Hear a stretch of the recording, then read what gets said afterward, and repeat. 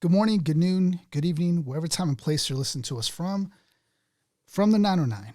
It's Mark, myself, Isaiah, and together, that's hip hop. Please don't forget to like and subscribe and hit the notification bell. We greatly appreciate it. Today's going to be a very special episode. We're discussing one of those artists that are just considered to be the prelude to a young Jay-Z. Some even called him the Dr. J of hip hop. Big Daddy Kane. I like how one person put it. They said that at that time there was this lyrical trinity. It was Rakim, KRS-One, and Big Daddy Kane. Big Daddy Kane has that multi-syllable style to him that Rakim has, and but his delivery was unique. A little more fast paced. Yeah. His flow was different. I like how you were reading out of the book.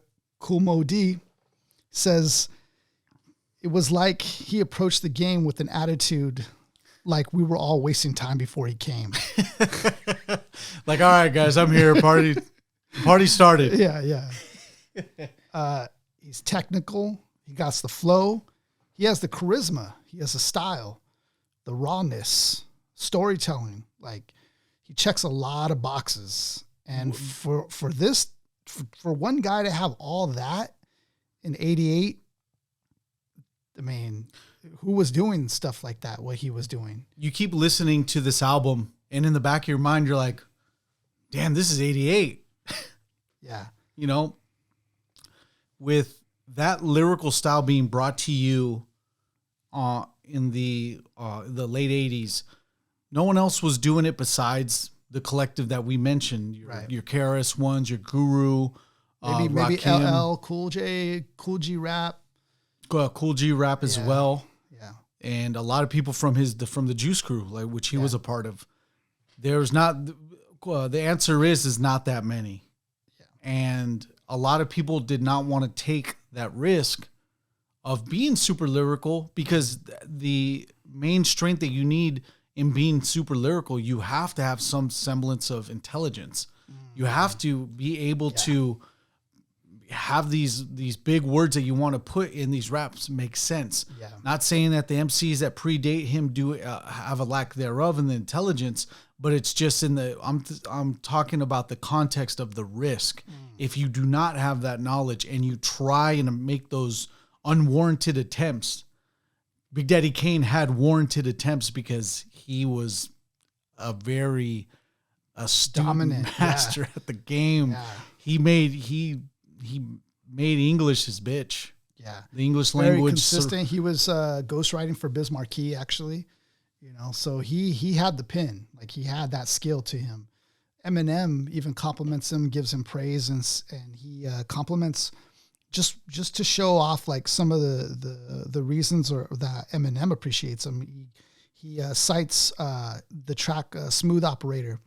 And he talks about, he's reciting Kane's line, confuse and lose, abuse and bruise the crews who choose to use my name wrong, they pay dues. And M says, who was doing that at that time? Nobody was doing that. Absolutely. It's funny because Kane talks about how even he didn't really realize it, because at the time he's just writing from the heart, you know? Yeah. He's not thinking of, nobody's doing this. He's just flowing the way he's flowing. But then once he goes back after Eminem told him that, he's going back, he's trying to think of other people that maybe have done it before him. So he's trying to look and search.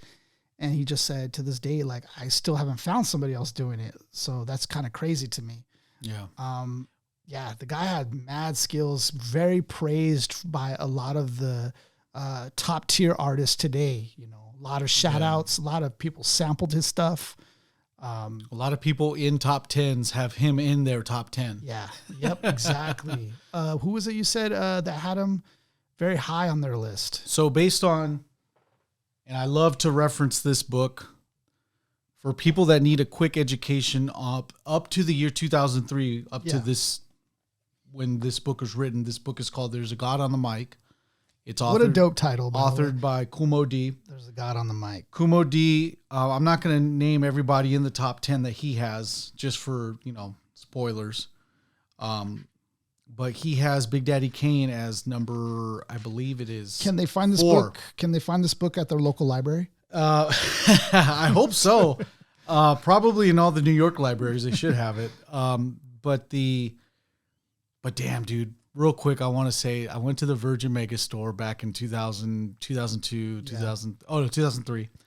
Yeah, that's a throwback. And I bought this book because like I told you off air, I needed a quick education on hip hop. Yeah. And being 2003, I was like 16, 17.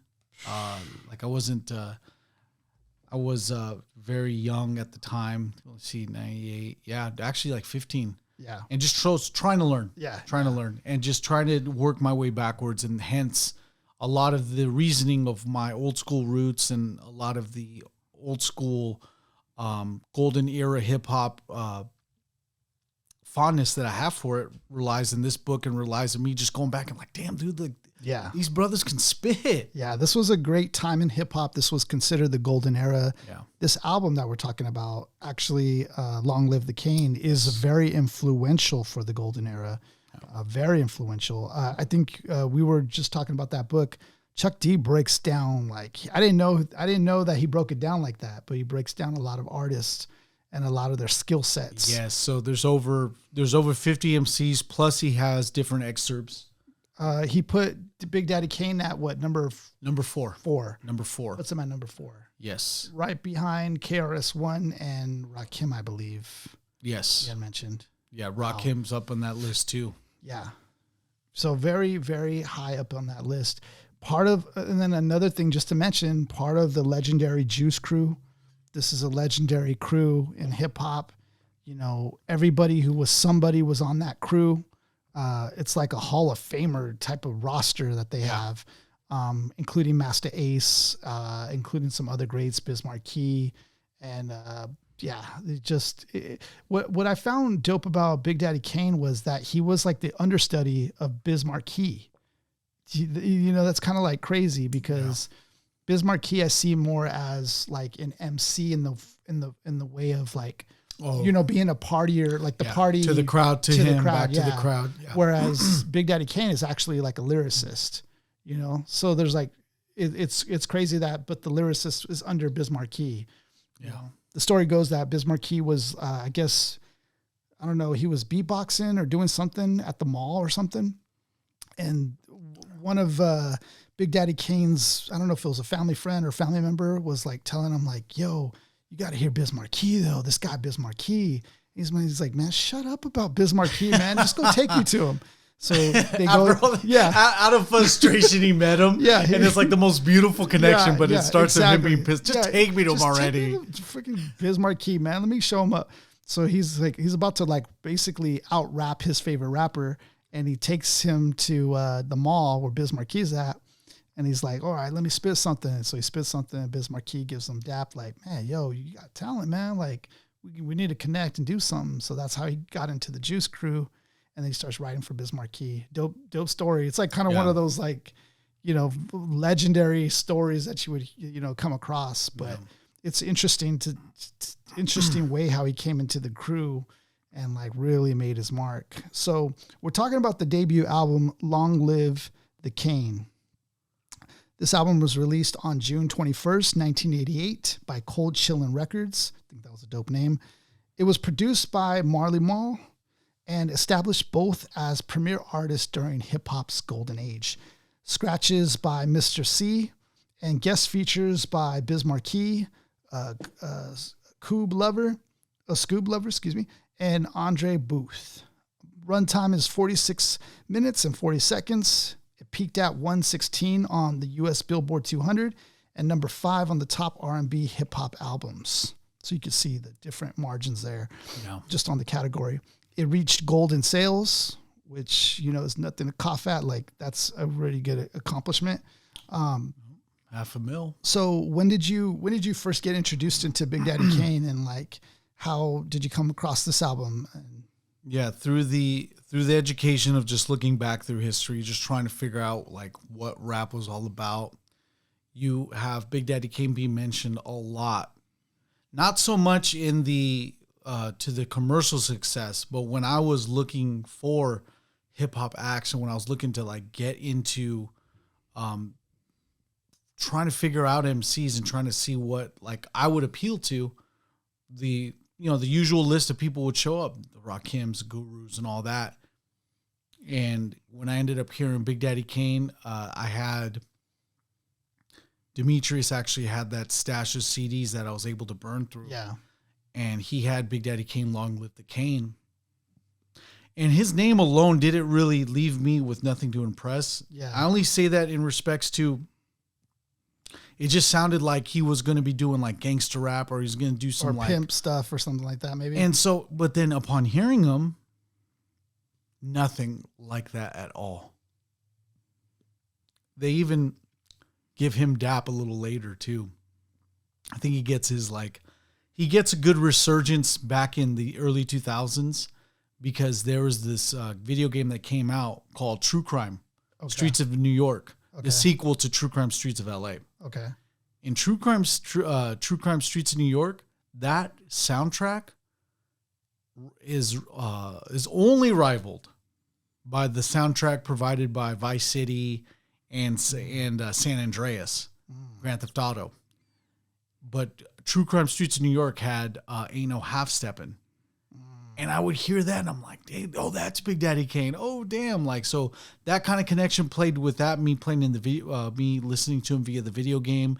And then when I ended up getting that album, oh, dog, it was on. It was a good, his style at the time was a good marriage of lyricism because he wasn't too lyrically like, he wasn't too lyrically concentrated in in the effect of like a Cannabis would be. Right. Which listening to Cannabis you would have to have a little bit more education on understanding a lot of the punchlines. They pay off once you actually do research, or they pay off if you already understand quantum physics, the planets, the mythologies, etc. Big Daddy Kane is more generalization of this lyricism. You know, it's he's not going to give you a grand lyrical display like with tons of vocabulary. He's just going to go, let it go, get bold. I'll hold back to like, he'll give you with that. But he'll make it seem so amazing. Yet it's so simplistic when we read out these lyrics at points. Yeah. Cause I feel like he definitely has that, golden era, like the late 80s sound of hip hop, whereas today you hear somebody like Nas or just a modern rapper, they're usually kind of behind the beat. And whereas back at that time, it was more like kind of in front of the beat. And so the thing that's cool is that Big Daddy Kane himself recognized this, and he tells himself, because there was a time we put out an album, it didn't do so well. And he said, you know what I just did? I just started blaming the producers. Man, they're giving me their secondhand stuff. They're not giving me what's hot, da-da-da. But then once he started actually listening to other artists, and he started recognizing like, man, they're behind the beat. And he goes, I need to evolve. I need to, upgrade my style. Yeah. So I think that's pretty dope, that the fact that he has that consciousness to him of like evolving. And I don't know if you've seen the verses that he did with KRS-One, legendary verses. They're doing the verses battles. Oh, now. Got it. Yeah. This wasn't even like a versus battle. It felt more like an old school like hip hop concert or something, or like not even just like a display of showmanship. It was more than a concert. It was like a history lesson. It was just like the best. Like it was teaching you something. It was showing you like the real top tier lyricist at that time, especially going at it head to head. Oh man, they were going for it, man. Both of them were going for their heads. KRS-One was bringing it. Both of these guys still to this day are recognized as elite live performers. And that just still, though they are lyrically profound and everything, they never lost the initial roots of hip hop, which is the MCing. Right. Crowd control, crowd reaction. What's crazy is like he wanted to do that versus against Rakim. And so he tells whoever was working in, I think Swiss Beats, he was telling him like, hey, if you get the other guy to get in, I'm in. But I guess they couldn't work it out with them. And then they finally did, but then it fell through. And he told Swiss Beats, because he wanted this whole time to go against KRS-One. He goes, if you could get KRS-One, man, that'll be my dream. So he ends up getting that to happen. Yeah. And the rest is history. The rest is, that is a legendary versus. Like if for anybody who hasn't watched it, like check it out. Like you could thank me later on that one. That one's like a sick versus battle. Like they both bring it with up-to-date beats or you just up-to-date styles, both of them. I love that. I love that they've evolved, But at this time, Big Daddy Kane was doing something so fresh and new that was like, it helped, I think, propel the game forward. He's blazing that trail. He's blazing the trail that people would end up following years after. Yeah. What do you, when you think of his style, like, we usually kind of talk about an artist's style. What do you think, like, just analytically on his style? Like, what do you think he's doing, or what have you noticed that he does? His vocal presence is appealing and it's attractive to listen to. His ability to have these, Kumo D reference the dismount, and he's saying that he has one of the best setups to a multi-syllable couple of bars that come after that. And reading that and then listening back to Long Live the King, you can obviously hear that. You can just, it starts in Set It Off. It starts in Raw. All this stuff. It's kind of like on the track, he is giving you that same crowd control. The other quality that I do like about him, and what I mentioned earlier, is just a very level ground lyrical approach to where, yes, to every bit of this audience, whether it's people that are really, adept with like understanding hip hop and like saying, oh, this is very lyrical and understanding that, or to the other audience that's just like, oh man, just give me a funky beat. Give me some of what Sugar Hill Gang is giving me. He is that he found the healthy balance of like, dude, I'm really lyrical, yet everybody can appeal to me in this essence because I'm giving, the people at the lower end, I'm giving them something appealing to them. People on the upper end who want real lyricism, still attracting them. Yeah. And he's right there at the middle ground. Yeah. Yeah. He's kind of like a combination of like I would say like, dare I say, like Rakim and LL Cool J. It's Rakim and like Jay-Z. Yeah. Because Jay-Z. Definitely Jay-Z, like an early Jay-Z. Because he has the lyrical prowess. And the style. It's there, but at the same time, he's smooth with it. And cool as hell. Yeah. Like, dude, I can't wait to break down these lyrics because it's still like we're going to hear it. We're going to hear just this showmanship of just a lot of just a multi-syllable attack, but it's something that you want to be attacked by. And you hear seeds of like a future like Eminem even, because like the way he starts it off, like I'm just going to read like just a part of it, just a snippet to get an idea. Intro, I start and go, my rhymes flow. So he always ends that last, similar to like a Run DMC, he ends on the last bar or the last of the bar.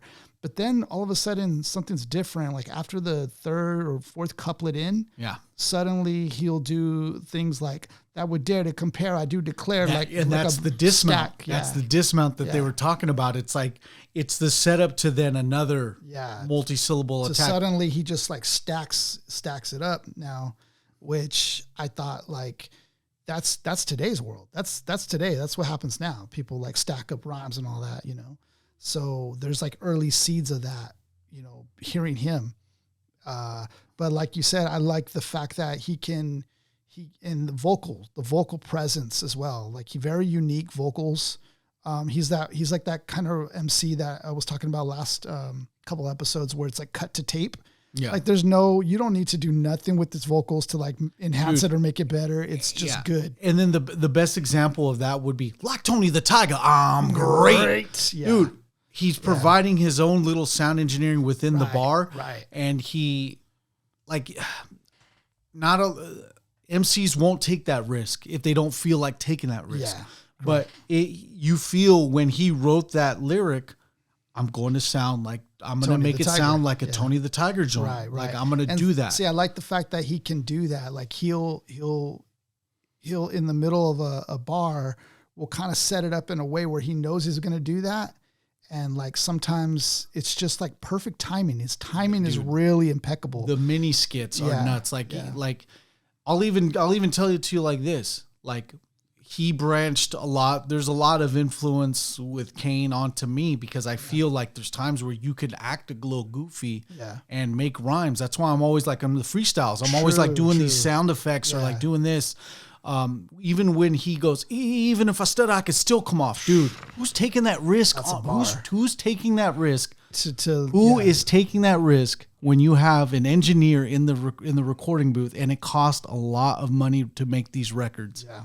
That's a huge risk, but to make it sound dope, even if I stutter, I can still come off. Like, dog, go back to the freestyles that we did with I forget which one it was, but then you hear me go when I did a lagging type of rhyme scheme, and then I was like, even my computer's never lagging.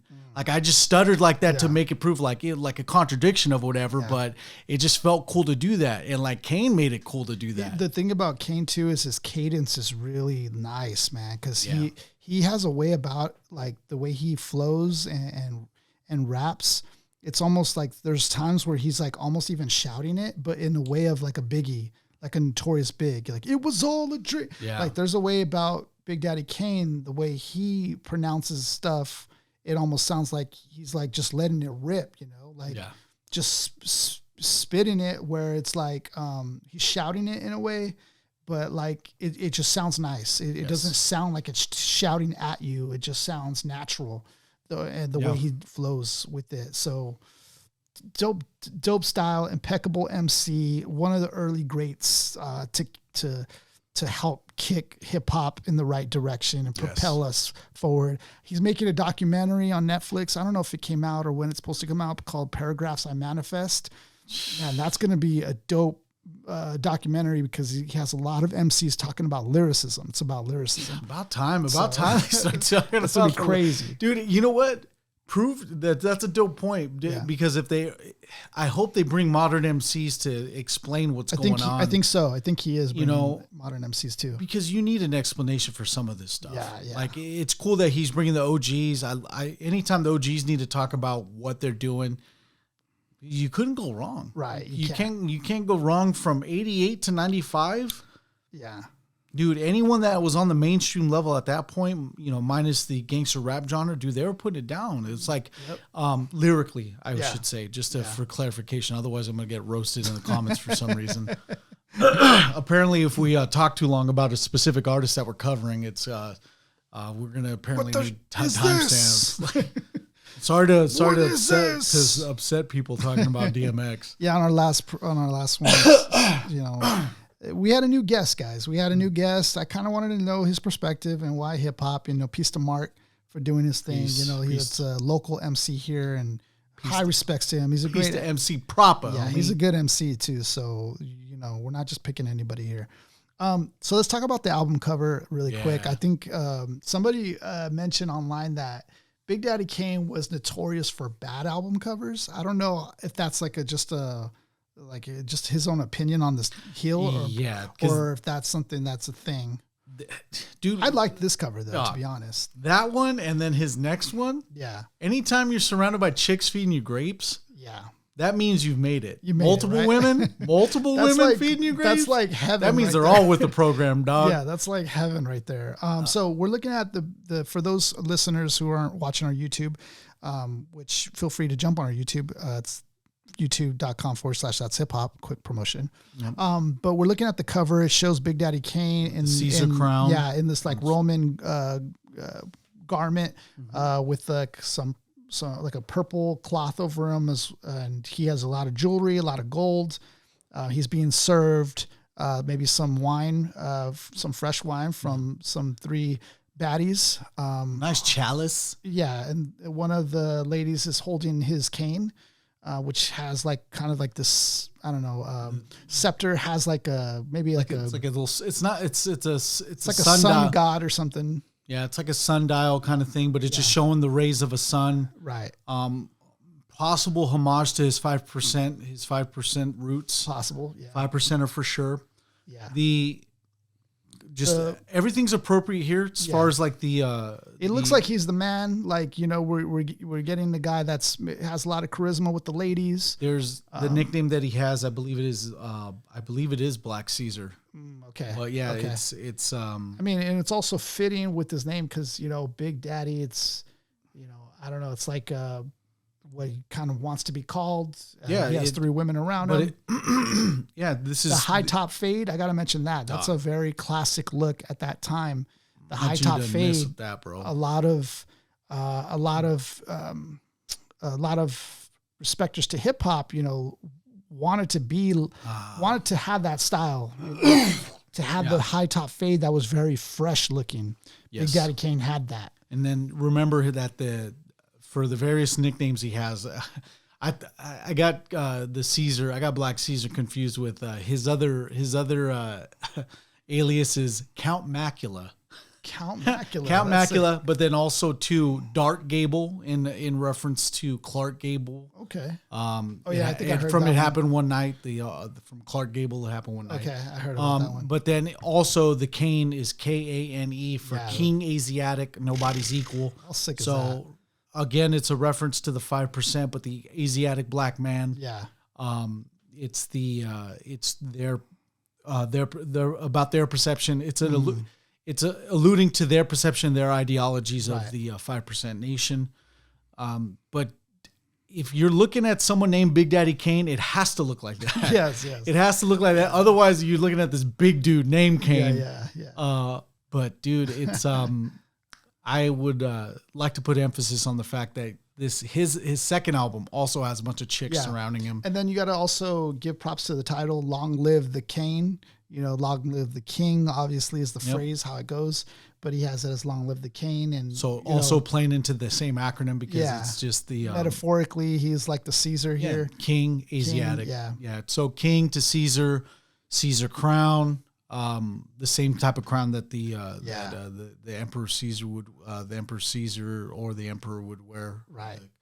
Super Roman Emperor. Dude, this album cover is... Yeah, it's legit. Top notch. Yeah, it's a legit cover. So we're going to talk about 3 tracks that out of the album that we want to highlight. There are some honorable mentions out of here, but definitely we recommend to check out the album in full to get the full experience. Don't just take our word for it. So after you hear the show, go ahead and let that album rip. You know, off of YouTube, you can find it there or wherever you get your music. So the first track we're going to start off with, we got Raw, Set It Off, and No Half Stepping. Yes. Ain't No Half Stepping, excuse me. So we're going to talk about Raw first. But just wanted to mention the beginning intro track is a great album starter for this track. It was, the beat was nice. The intro to this is the title track in the beginning, and Big Daddy Kane doesn't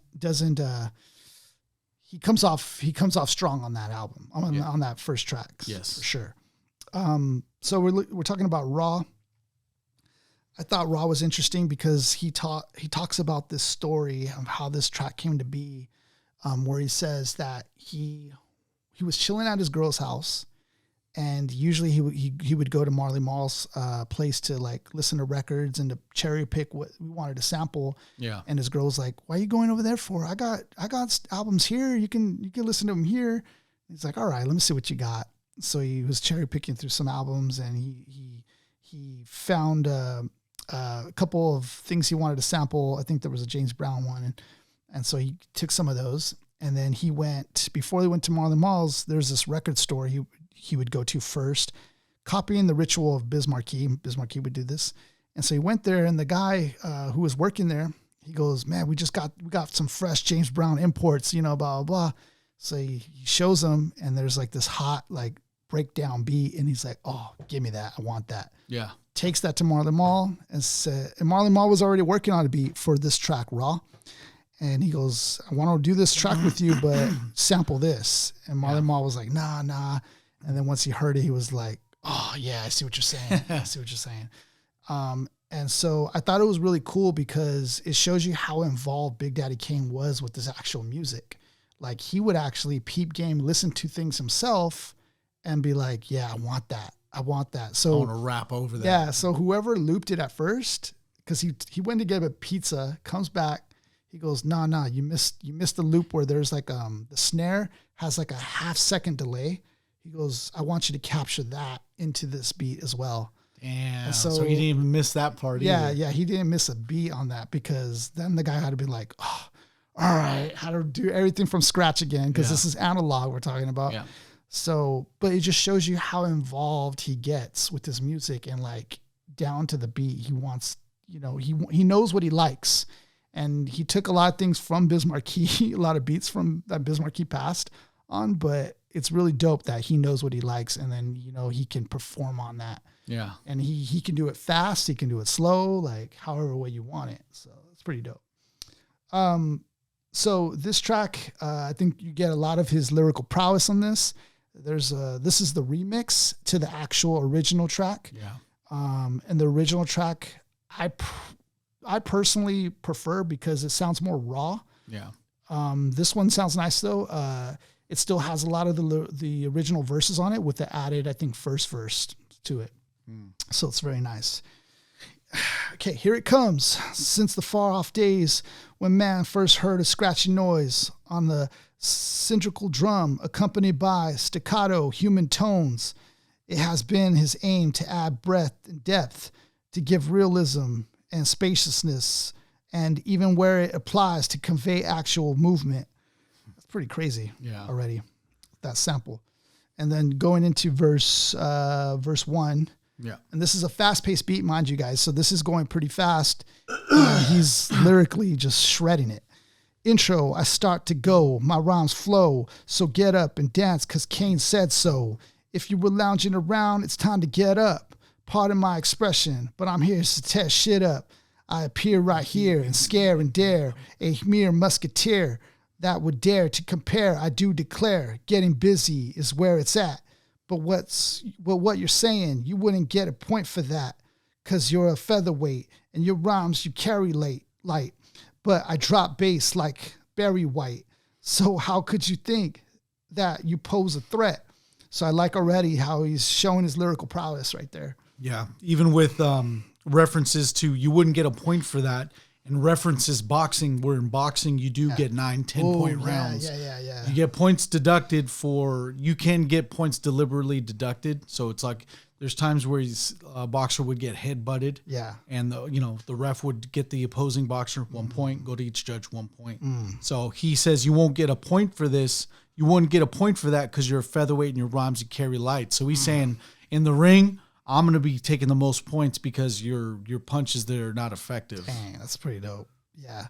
There's a lot of sound bites too, where I've heard references that ODB, referenced out of what he says. Yep. And there's different parts. I've heard other rappers even repeat some of his lyrics here. So you say you're rocking, how many shows you get? All your vocals go local on the MIC. Mine's go a great distance like AT&T. What? Oh, man. All your vocals go local on the MIC. Mine's go a great distance like AT&T. I'm not new to this. I'm true to this. Nothing you could do to this. Fuck around with Kane and come out black and blue for this.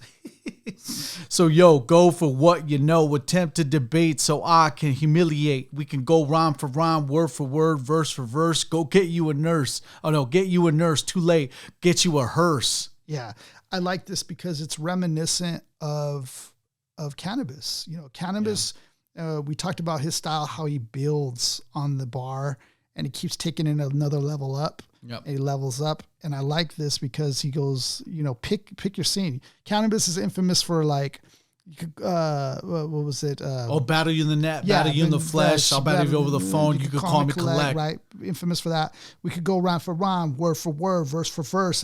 There's parallels to that. Get you a nurse, too late. Get you a hearse. Yeah. Like, and to have these words rhyme with nurse and hearse, dude, it's perfect. To take you to your burial ground, because the Big Daddy Kane always throws down. Yeah. Correct. I get respect. I'm out to collect cash money because I get raw. I wish I had the pleasure of just listening to this in 88. We're always going to be mentioning the fact that this is a very special moment in time, because you do have a person actually bringing a new influence, a new timeline, if you will, into hip hop. Yeah. And this track right here is the one that did it. This one was the one that like established him, you know. Everybody get up, I'm coming. Everybody get up, I'm coming. Here I am, R.A.W., a terrorist, here to bring trouble to phony MCs. I move on and seize, I just conquer and stomp another rapper with ease. Because I'm at my apex and others are below. Nothing but a millimeter, I'm a kilo.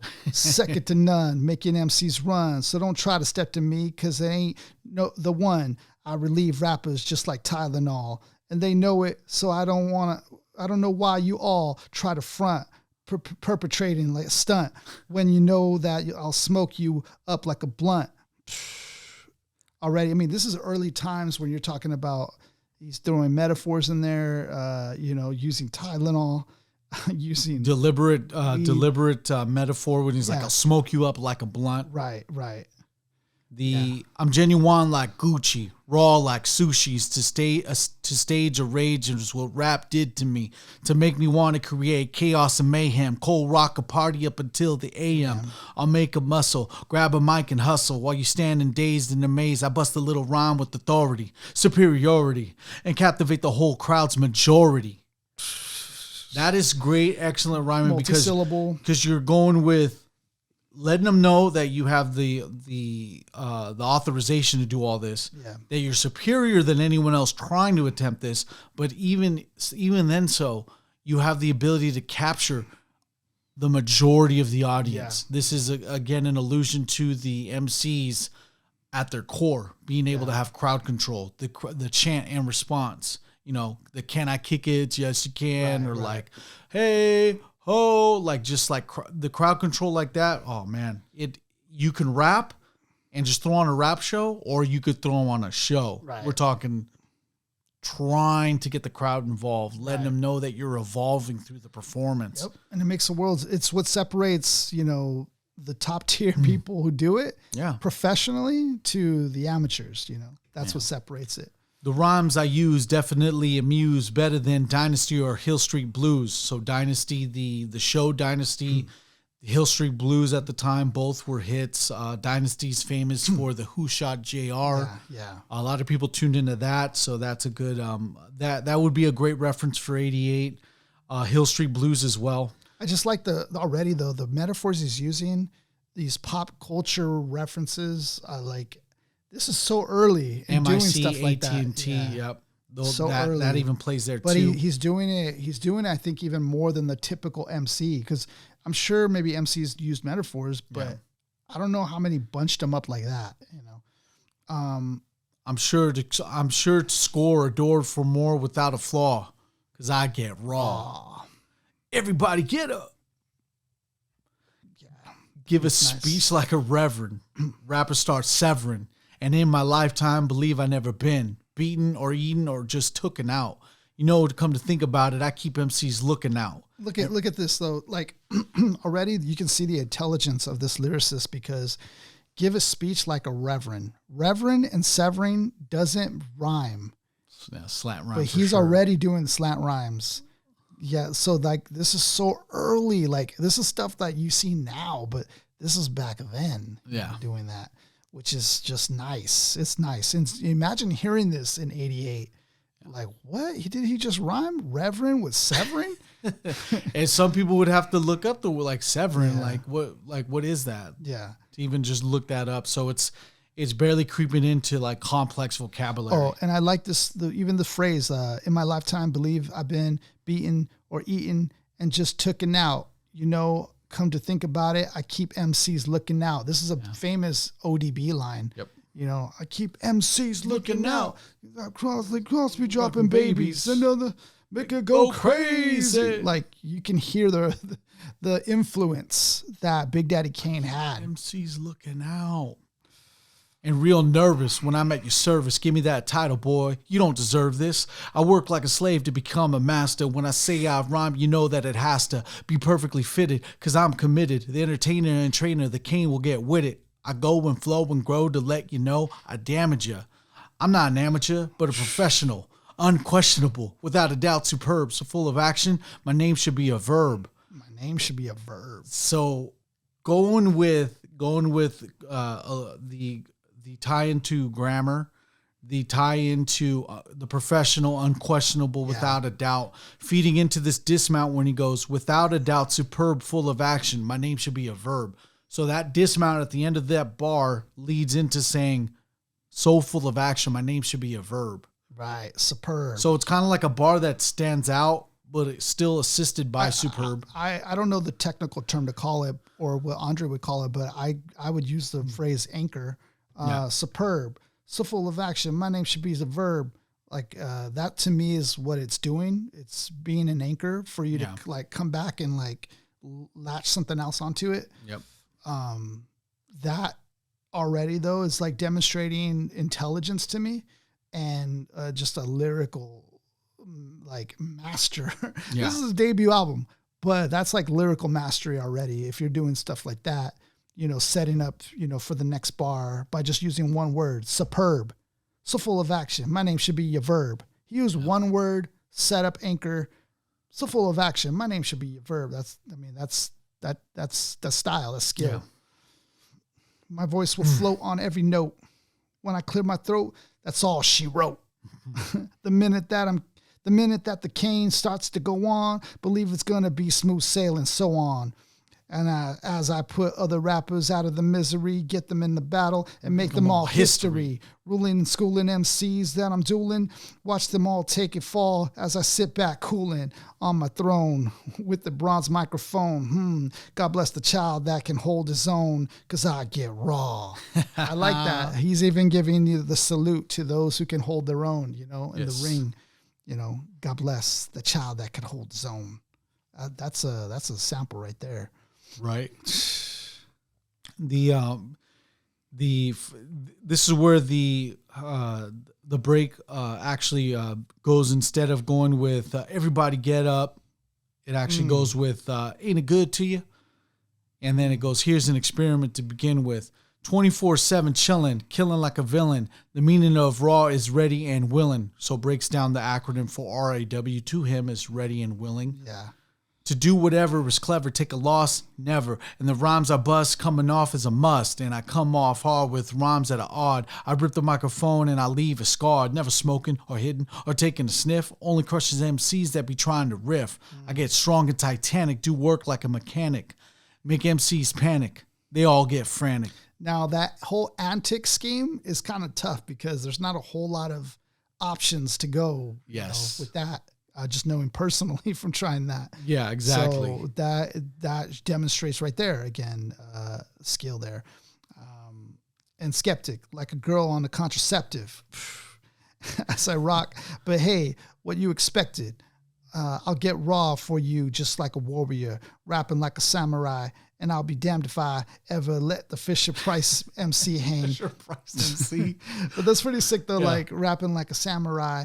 I'll be damned if I he used a whole phrase to rhyme with samurai. I'll be damned if I. Yeah, the whole, exactly. For samurai to then extend into I'll be damned if I. Yeah, that's sick. That's sick. And then to go into the ever let a Fisher-Price MC, man. Ever let a Fisher-Price MC hang. I'm going to use that phrase, man. These Fisher-Price MCs out here. The rhymes are toy, nothing but yin yang. So if we battle on the microphone, bring your own casket and tombstone, and I'm going to preach your funeral Tell me who in the world could ever come with more. I get raw. Yeah. Bring your own casket and tombstone. Bring your own casket and tombstone. Just bring it all. I'll take care of the rest. Imagine that. Just all the financing your whole casket and tombstone, bringing it to him. Yeah. And then he's also the reverend too. Yeah. He's the reverend. He's like, yeah, I'll do the service too, bro. I'll preach for your funeral. That's dope. Kane's funny, man. Yeah, that's dope. Yeah, that's really dope. This track again was the original. Actually, this is the remix version, but the original was the one that like everybody was like, "Oh, okay, yeah, he's here." Kane gets put on. Everyone gets put on notice to Big Daddy Kane with that one. Yep. Even with the next one that we're going to be covering up with "Set It Off." Yeah, "Set It Off" to me has, I believe it's Big Daddy Kane's best intro verse to a song. It's the best first verse that he's done. I've always liked it because it's great in the terms of punchline effectiveness. Yeah. The references that you're going to get while we explain this, but then you still have him mixing in with the syllable rhymes, the dismounts that we've mentioned. Yeah. We'll get it all fast paced too, because this beat is also fast paced. Yes. You know, that's no easy feat. Like doing this lyrical stuff on a fast paced beat. Yeah. Like I personally like to get lyrical and stuff, but I usually like to do it on a more slower boom bap beat. This isn't a slow boom bap beat. So there's not a lot of like space or time that you get to work with. So you got to execute this very precisely. Yeah. I go through the mic, let it roll, get bold. I just can't hold back or fold because I'm a man with soul and control and effects. So what the heck? Rock the discotheque and this groove is what's next. Then he just goes off and goes, attack, react, exact. The Mac will move. The Mac will move you with a strong song as long as you groove to this. I keep the crowd loud when you hype. Do damage on stage and injure the mic as I shoot the gift. MC stand stiff. When shooting the gift can also be shooting the gift, saying your rhyme, shooting the gift to chicks is also running game. So this is still like I like the fact that shooting the gift was shooting the gift still works today. Like just shoot the gift real quick. You know, like that's what it's about. As I shoot the gift, MC stand stiff while my rhymes stick to you like Skippy and Jiff. So you don't think that he's gonna go back to like an elementary level ground reference to something after he just gave you that lyrical bombardment. Right, exactly. Yeah. The feel my blood fist or my death kiss, the rap soloist, you don't want none of this. Dude, just debut album. That line right there is hard. That's sampleable right there. You don't want none of this. Like, dude, this is where he brings it to another level. He says, and you just hear it, like imagine you writing this in '88. Supreme in this era, I reign with terror. When I grab the mic, I believe you're gonna hear a fascinating rhyme as I enchant them. So let's all sing the Big Daddy anthem. Go with the flow. My rhymes grow like an afro. I entertain again, and Kane will never have no problem. I can sniffle a cough, even if I stutter. That's already, He's still, even if I stutter, I could still come off. He even puts that stutter in there. I hit it a little too early, but yeah, damn, dude. You can tell right there is right where he started gearing up. It's one of those times as an MC when you write this flow that you know you got something. Yeah, or you have it before you even write it. Yeah, this is it. This is the one, you know. Because that right there, that last bar, even if I stutter, I'm still going to come off. That's legendary. Yeah. That's a legendary bar right there. You can make a whole album off of that, or it starts track off of that bar. Yeah, exactly. So the dismount that I think that I hear, that I think it begins with, he says, so let's all sing the Big Daddy anthem. Right there, at that point, this is where he goes, go with the flow, my rhymes grow like an afro. I entertain the gain, and Kang will never have no problem. I could sneeze, sniffle, a cough. Even if I stutter, I could still come off, because rappers can't understand the mics I rip. They're sure enough ain't equipped, and that's why they get flipped. And that reminds me of Big pun, you know, because he was just like hypothetically, realistically. Spiritually. He's saying it any way you want it. Like Yeah. I could sneeze, I could sniffle, I could cough. Even if I stutter, I'm still going to come off. Dude, providing examples in every which way, but then using the last example and actually doing the exact word that he's trying to convey. That's beautiful. Yeah, that's nice. Because rappers that can't understand the mics I riff, they sure ain't equipped, and that's why they get flipped. But my apparatus is up to status. Whoa, apparatus. Yeah. I mean, this has to be one of the first mentions of apparatus, I think. I think so, yeah. Early on, yeah. I really don't. I don't know if a rapper's saying apparatus. No. Yet. And it's so good because apparatus can fit to so many things. Apparatus is up to status. Don't ask who the baddest. Of course, that is the maker, the breaker, taker. My rhymes ache the head. Put it to bed. So watch what I said. Save the bass for the pipe and rearrange your tone, or take a loss and be forced into the danger zone. Because I get ill and kill at will. Shut up. Shut up. Dude, Kane was doing it right here. He was doing it. And still, so because I get ill and kill at will, teaching a skill that's real, you're no thrill. Ooh, so look just at this combo going on. So just stand still and chill as I build science. I drill until my till my rhymes fill. Your head up, so don't even get up. The teacher is teaching, so just shut up. I can't hold it back. Said it all. That was just verse 1? Dog. God. Damn. It's he's nice on the mic, man. And you know what? We don't get a lot of rappers taking these kind of risks to be the trailblazer at their time. Yeah. We don't. And also too, like, you know, because this is fast paced again. Yeah. You know, I have a hard time with sometimes rhyming fast paced because, you know, when you're rhyming maybe multi-syllable like this, sometimes things are hard to make out what you said. So you want to try to do it as clear as possible for the pronunciations. Yes. This is very clear. Everything he's saying, you can tell what he's saying. And still maintaining the vocal presence that's appealing. Which is difficult because as an MC, like, I don't know how many takes it took him to do this, but I know as an MC, you want it to be not eligible, but like audible enough where you can hear it. And so, you know, there are times as an MC where you'll spit something and you think, okay, it's good, but you got to listen to it over and over and be like, okay, but can people tell what I'm saying? Yeah. You know? Because it's a matter of making sure, it sounds good to me, but it's like only because you've recited it internally like 100 times. Right.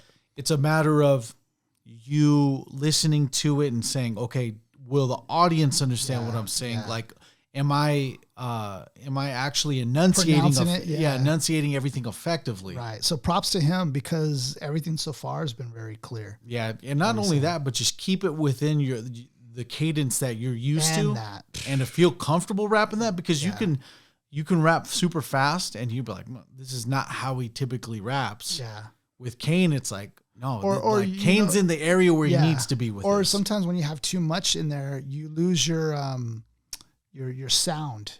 Because every rapper I feel like has their signature sound, and sometimes when you have too much in there, you might lose that sound, and he doesn't lose that. Right. So that's also another, just, you know, an asset to his skill sets that he has. Yes. Rappers, take a step back, or you will soon regret that. You ever had to confront me, and you had to bet that I come correct, perfect, and full effect. Disconnect, dissect, eject as I wreck shop. Stand in command with the clan, caravan or van. We go man for man, and without further ado and any delay. Do you just hear that though? Yeah. Like caravan or van. We go man for man. Caravan or van. We go man for man. I just like, you know, he's getting very now technical here. Disconnect, dissect. I come correct, perfect, in full effect. Disconnect, dissect, eject as I wreck shop. You know, just kind of just telling you how he's going to just disassemble you and reassemble you. Like, you know, that's how skilled this guy is. With further ado or any delay, Mr. C, as we say, call him the DJ. Mad Money Murph with the triple M. Smooth like the barber, keeping a flat top trim. That's funny because Scoob Lover, who is his brother, started off as a barber, but yet we're going to see that on this album, he features on it as a MC, which is crazy. I mean, a barber to an MC, Yeah. Usually it's the MC to the barber. Peace to Cannibal, aka Rico. Yeah, true. Cannibal. We got a local friend who not only MCs, but he's a barber. Scoob Lover, my brother, Scrap Lover, my other, dancing with the crew, so allow the boys to smoother the floor and endure just for your pleasure. As the microphone lord proceeds to get raw, acrobatic, Asiatic, rap fanatic, I get dramatic and rhymes start flowing automatically from me. So don't play me, obey me. When asked who's the best, you better say me. Ooh, dude. Lyrical prowess to the highest degrees here, though. We're hearing somebody who is like, it's about that. It's for him. This whole verse is about that the lyrical mastery. Yeah, that phrase from Kumo D's finally playing up to where it's like, no one was ready until Kane showed up. Yeah, exactly. I'm sending sucker MCs heading north, so it could be sucker duck MCs when ducks head north for the winter. Yeah. If you still want some, set it off. For you to cope, it's just a wish and a hope. And if you are what you eat, then feed me dope. Because I'm just about as dope as dope can get. That's so stupid. That's dope. Because not only do we have the lyrical technicalities that he's bringing, but just the humor that he's delivering as well on the punchline, Yeah. It reminds me of Big L, like, those punchlines that just make you like start to bust up laughing. Yeah, exactly. Like, and if you are what you eat, then feed me dope, because I'm about as dope can get. Ultimate legit. Kane is a perfect fit. The king of my kingdom, completing a cipher. The lyrics I bring keeps the crowd hyper as I release the masterpiece. The groove will never cease until Kane says peace. So maestro, yo, hit it. Big Daddy Kane's about to come with it, cuz I can't hold it back. I can't hold it back. So then after that, the last bit of this verse is, not necessarily a verse, but the outro does consist of several shout outs. Yeah, a lot of shout outs. But that was the last part of, that was genuinely the last rhythmical part of Set It Off. And dude, he only needed 2 verses. And dope, just as the background to Big Daddy Kane, he was from Bed-Stuy, Brooklyn as well, which we know is a hotbed of talent. But it's another just cool aspect to Big Daddy Kane. And, he said a story that was funny. He took his son, I think, to like his hood, like where he lived or where he grew up. Yeah. And he said like when he took them there, he wanted to show him like, it was kind of rough out here. Yeah. But as soon as he got off the car, there was like a little doggy that came like running up to him, like licking his leg or something. It's like the most sweetest thing. These streets are mad tough. As soon as he gets out of the car, look at licking them. All right, so we're moving on to the last track that we chose. Yeah, it's Ain't No Half Steppin'. Now, Ain't No Half Steppin' is going to be one of the slower BPM beats that's provided on this album, but it plays into Big Daddy Kane's, it's pretty much his wheelhouse, because now he gets to take the same rhythmical style, dial it down a little bit, and when, like we've said in several examples before, is when you dial back the beat and you're a lyrical MC, it's, dude, you're literally fishing with dynamite at that point. Yeah. You can just do whatever you want, be as lyrically profound as you want, because again, the beat's slowed down, it's perfect. Yeah. You can go off with it, you can go more detailed and slow it down. It's as you wish. It's pretty much create a hit at this point. Piece to the production. The production sounded really nice. Yeah. It sounded polished. So I don't know if that was Marlon Mall or who. I think it was Marlon Mall, but it sounded really nice. Yeah. He he says, rappers stepping to me. They want to get some, but I'm the king, yo. So you know the outcome. Another victory.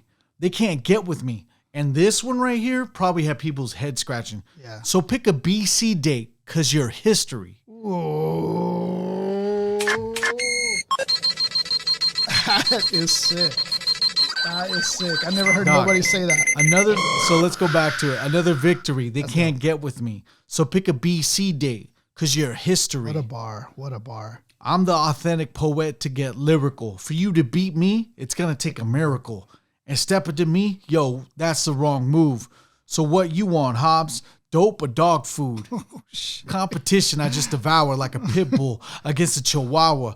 Because when it comes to being dope, hot damn, I got it good. Now let me tell you who I am. The BIGDAKKDYKANE. You want Usher on you. Yeah. The USHER.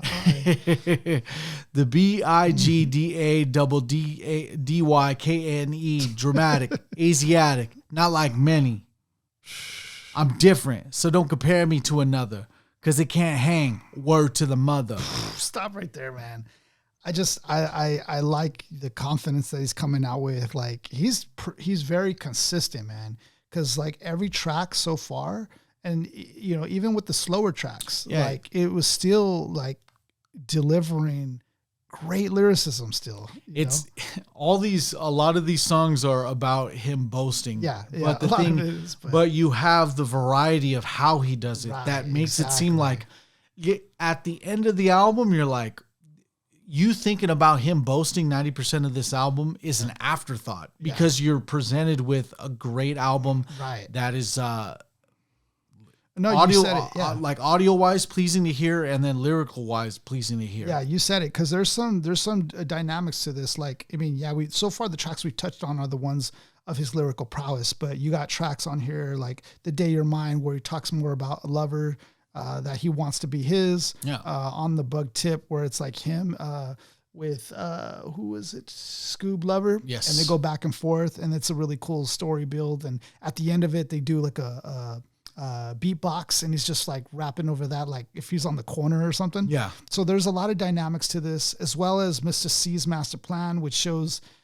off the DJ, you know, doing his thing, which piece to scratch scratches for that, Mr. C. And then you have the last track, which talks more about like, you know, his consciousness, like peace to the motherland, peace to the word of mother, like to talking about, you know, more of the history and even the 5% like knowledge and stuff like that. So it just shows there's a lot of dynamics. I know we're touching on the lyrical prowess, but when you listen to it as a complete album, then you start to be like, okay, like this project it feels all together, like the synergy of it. Yeah.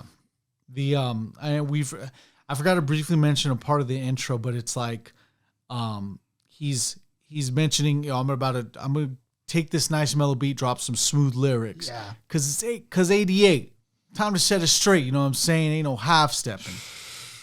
And I liked how he said about that whole half stepping thing. It was actual phrase that, you know, slang that they would use. And so it's like cool that he brought that now. Because even a Tribe Called Quest would use the half stepping, the phrase. And dude, I still use half stepping. It's actually a good. I'll do that one, and then I'll say Tennessee two stepping. Right, because who wants to give it, like, who wants to be half-assed about anything, you know? Yeah. Nobody wants to be like that. The dramatic, Asiatic, not like many. I'm different, so don't compare me to another, because they can't hang. Word to the mother.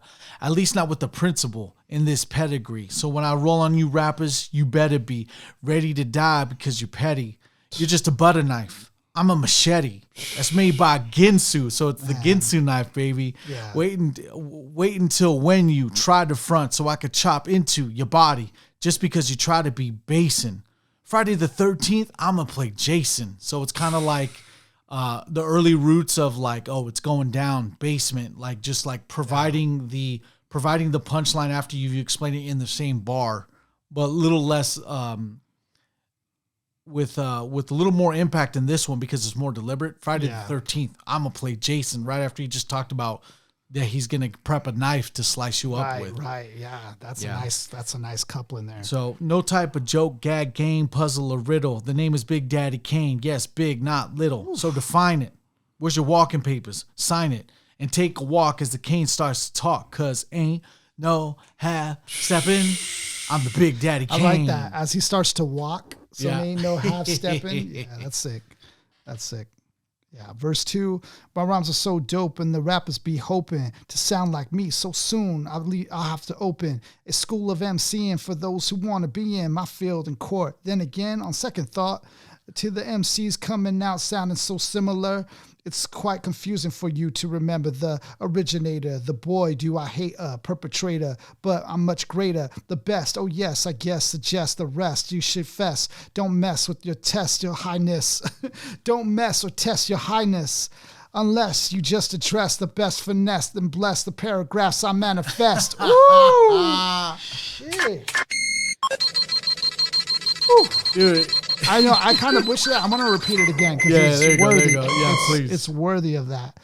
To the MCs, they'll be sounding so similar, quite confusing for you to remember the originator, the boy, do I hate a perpetrator, but I'm much greater, the best. Oh yes, I guess suggest the rest should fest. Don't mess or test their highness unless you address the with finesse and bless the paragraphs I manifest. Rhyme prime minister, some say sinister, not stopping the groove until when it's the climax. I max, relax and chill, have a break from the take of me acting ill. Brain cells are lit, ideas are start to hit next to the information of words that fit. At the table I sit, making it legit. And when my pen hits the paper, oh shit. I stop and stand strong for over MCs and devour the power of Hercules or Samson. But I go further than length. Cause you could scalp my cameo and I'll still have strength. So playing into, you want to go into the Samson, you want to go into the Samson thing. Cause I think the metaphor is really dope. Like devour with the power of Hercules. And then he not only metaphors were Hercules, but he parallels Hercules to a realistic character of Samson, which is both mythology as well as the biblical, strong man, which is sick. That's a sick metaphor, parallel, like, damn. Yeah. And then he says, in kind of an allusion to the hair, but he says, I go further than length. Oh, yeah, that's true. Because you could scout my cameo and I'll still have strength. I didn't even catch that. Yeah. Yeah, that's a deep metaphor bar. And no, that's not a myth. If you try to riff or get with the man with the given gift of gab, your vocab I'll only ignore. Be sleeping on your rhymes till I start to snore.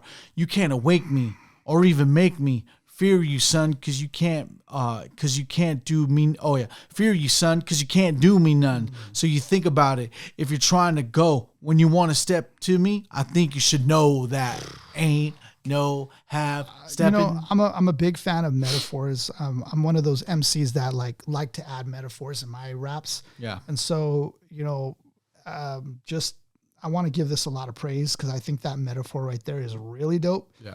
For that reason that you mentioned about the hair thing. Yeah. Because that's the part of Samson's story is the strength was in his hair. Yes. And then Delilah cuts his hair and he loses the strength.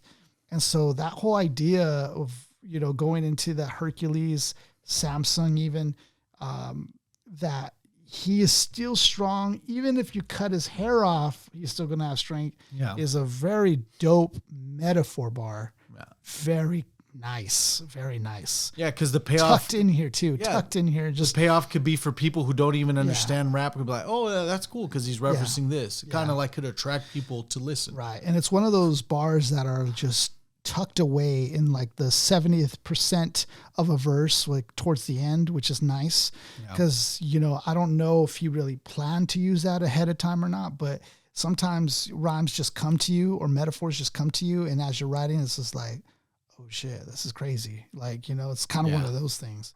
So that props to him for that. That's sick. Big time. I appear right here and I scare. Oh yeah. Yeah, after the chorus, he says, he gives a little brief verse here because in verse 3, it's small, but then back to verse 4, it's a full 16 plus.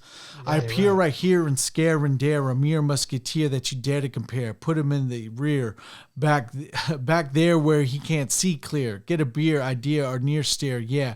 So on to the wannabe. Dude, Look at that. That's crazy for at that time of year. Like in 88, that's crazy. And he's still going with air, dare, scare. Right. So he even in this whole thing starts off. Idea in there. Like get a beer, idea in near stare. Like that's crazy. I appear right here, scare and dare a mere musketeer that I dare to compare. Put him in the rear back there where he couldn't see clear. Get a beer, idea, or near stare. Yeah, so on to the wannabe competition. Trying to step to me. Must be on a mission. Up to the stages where I'm gonna get you at. You think I'm losing? Picture that. Yeah. I see a lot of similarities to like how Jay-Z, is, you hear some of that in from what Big Daddy Kane was doing. Yeah, even Notorious Big, because Notorious Big sometimes has those moments, and like you can kind of hear it as well. So you get Eminem, like you hear in those little technicalities like that. Guru's raps is almost exactly like this, but Guru has always been. This is exactly how Guru would sound on a slow beat. This is his cadence style, because he does a little bit of the dismounting stuff and step in the arena. Like he always would have done that too. But it does feel like Big Daddy Kane's going a little bit further lyrically than Guru. Absolutely, yeah, yeah, because he's taking the tempo, which is kind of one of the things that Guru never like really did in the beginning of his career, and he's actually just going high tempo on this. The name is Big Daddy, as in your father. So when you hear a deaf rhyme, believe that I'm the author. I grab the mic and make MCs evaporate. The party people say, damn, that rapper's great. That's sick. I like that. The creator, conductor of poetry, etc., etc. It ain't easy being me. So, dude, like he was like, you know what? I'm tired of explaining myself, because he's always explaining himself, like the near idea of the etc. Like the creator, conductor of poetry. So he's actually like self-aware of this now. Yeah. Like, how many other ways can I say this? Like, etc. You know what it is. The best, your highness, and this and that. He's like the creator, conductor of poetry, etc., etc. It ain't easy being me. I speak clearly so you can understand. Put words together like Letterman. So, peace to David Letterman. But it's cool to have that put together words like Letterman. Now that's dictation, proceeding to my innovation. Now, not like the other MCs that are an imitation or an animation, a cartoon to me. But when I'm finished, I'm sure you'll soon to be see reality, my secret technique, because I always speak with mentality. I put my title in your face. Dare you try to base. And if you try to come get it, yo, I'm going to show you who's with it. And show you like I know, instead of messing around, play like Roy Rogers and slow down. Give yourself a break, or someone else to take your title. Namely me, because I'm homicidal. That means murder. Yes. Okay, just gives you the definition. That means murder. Yes. I'm out to hurt another MC. So even he uses the A at the end of that bar. Another MC that tried to get that with MCs me. Could do, yeah. I'll just break them and bake them and rake them and take them and mold them and make them and hold up peace sign. Assalamu alaikum. Now that is a crazy ending right there. Because assalamu alaikum, like, I don't know, it's not a typical easy rhyme, So the fact that he built up to that even was sick. And I mold love them that. And make them and hold. I'll just break them and break them and rake them and take them and mold them and make them and hold them and peace sign and assalamu alaikum. That's crazy. Yes. What sir. MC is doing that? Like Eminem said, what MC is doing that in '88? This whole album as a whole and this song as well, even with breaking off like that, just indeed like took a risk. Yeah. It takes a risk to do this, because you front, you're gonna get the people behind the album fronting money. I imagine Kane fronted money, engineering costs for reference, 36 chambers, engineering costs, total fees, $36,000. Around that time, that's about $50,000 to $60,000 a day in that money, maybe even more, maybe $75,000. This all takes risk from a financial perspective, but for the payoff for them to understand, hey, look, these lyrics, what he's saying, what Kane's doing, we're with it. We're behind this vision. Yeah. Now get those chicks on that album and make them feed them grapes. Feed them grapes, ladies. Yeah. The thing is, he started getting knocked about, or criticism about, him starting to turn commercial, and people felt like, oh, we lost Big Daddy Kane, because, I guess he decided he wanted to go that route. But what's important is that, we can everything hindsight now is 2020. Yes. There was a time where I felt the same way. I felt like commercial rap wasn't hip hop, but now understanding it's all hip hop. It's all in the umbrella of hip hop. It's just, it's its own branch. It's its own thing. under the whole hip hop tree, under the hip hop banner, Yes. it's just in its like subgenres, not subcategory of hip hop. Exactly. Yeah. We have this giant tree, and at the roots, we start with, it starts with the original stuff. You're talking with the DJ being the first person, with the MC being the afterthought, with the B-boys there, and then the crowd. That's like the ground roots of it. And then it expands. Like everything evolves, everything goes into here. Even eventually when we listen to the rappers in present day now, like later on when we're older, we're going to learn to appreciate that again. Like we're going to be doing that with a lot of rappers that we're going to be covering later in. Like we're going to say, hey, look, like despite... Yeah, because like, even though like MC Hammer, some might not really want to claim that as hip hop, but it is. It's hip hop. Vanilla Ice, Fresh Prince. Yeah. These guys, they were like part of that commercial rap thing, but like nonetheless, it all has its place in the hip hop tree, and it's important to the overall story because it's helped us still evolve in the direction of hip hop, and it may have even inspired people, seeing MCs take the commercial route may have inspired lyricists that we had, that like Commons and Mos Defs and Talibs. Yes. It could have inspired them even to be like, they see that and they're like, nah, man, we got to keep it true to lyricism. So everything still has its place. And I think that Big Daddy Kane even sees that and sees like, lyricism is very important to hip hop. Absolutely. And I think that's the whole part of his paragraphs I want to manifest. That documentary that they're working on is about showing the young ones like, lyricism, if you build off of that, like you're going to have something much more long lasting. Yes. And I think that's why I give so much praise to like people like J. Cole, people who are keeping true to the lyrics, but, are advancing it, with today's sound. So Big Daddy Kane, man, I feel like he's just a pillar to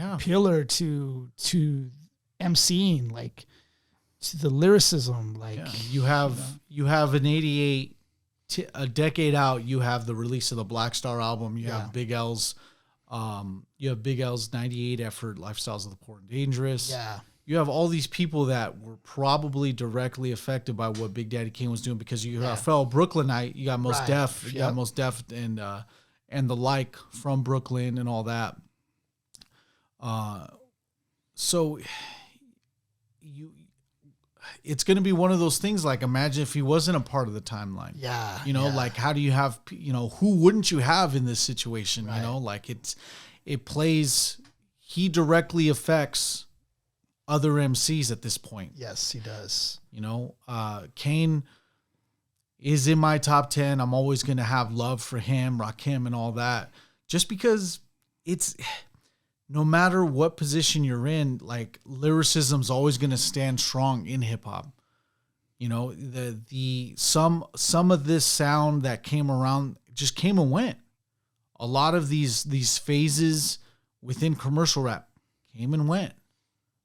It's stuff that you can go back to and be like, yo, Kane put it on. Yeah. Tribe put it on. Right. It's like these ones stand the test of time because you can listen back and you're like, damn, these dudes are spitting. Yeah. Go with Kane. You ever need to get like a reinforcement in your lyricism? You can listen to Ain't No Half Steppin'. You can listen to Raw. You can listen to a lot of his first two albums. The second album's just as good as Long Live the King. Mm-hmm. We don't get rappers like him anymore. Yeah. And I think he, to a certain extent, is a one of one, because there's no one that could duplicate his showmanship, the checking of the boxes, as you mentioned, the characteristics that he has. Because it seems like everyone else that came after him is always missing one thing. Yeah. He has checked off the boxes as well as Rakim did, because Rakim's a well-rounded MC as well. Yes. It's tough to have, there's a lot of people that come after Kane and just don't check a lot of the boxes, but not all of them. Yeah.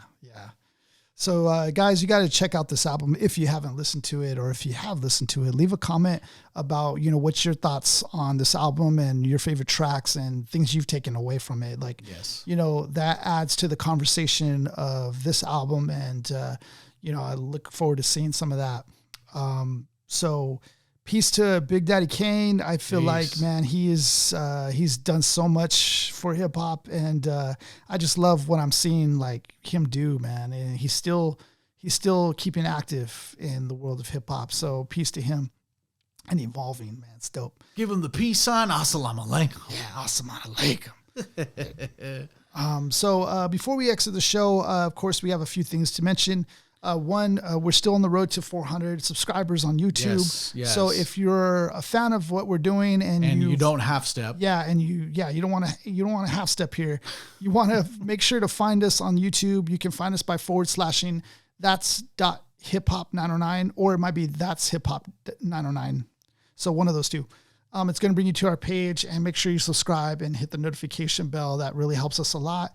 And it's not even about us. It's really just about, the community and hip hop and this love for music, really. Yes. So we appreciate that.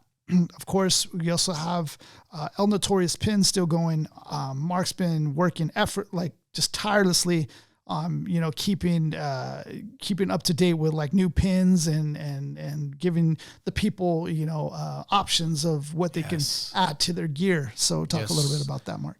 The Notorious Pin, we specialize in pop culture related pins. We try to cover a wide net of variety for you guys with the selection of pins that we have.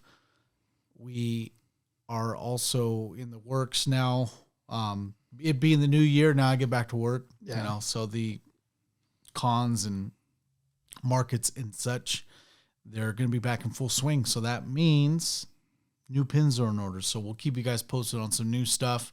A lot of you guys have been really receptive to the new drops that we've done lately. And I can only tell you that it certainly helps, from either online sales or to the authorized retailers that we have out there. Big shout out to you guys as well. All right, man. Let them have it. To the MCs, if you drop a mic, drop a like, and don't half step and drop that like. And if you guys are subscribing, drop the like. 364 of you guys. The heck are we only having single likes? What is that? All right, we literally freestyle at the end of every 5 episodes. Oh, yeah. Check out the next episode. We're going to be freestyling, and we got a special episode. It will be our 50th episode, so look out for that. Thank you, guys. We love you guys. Have a great week. I make them and break them and take them, but put the peace sign. Assalamu alaikum.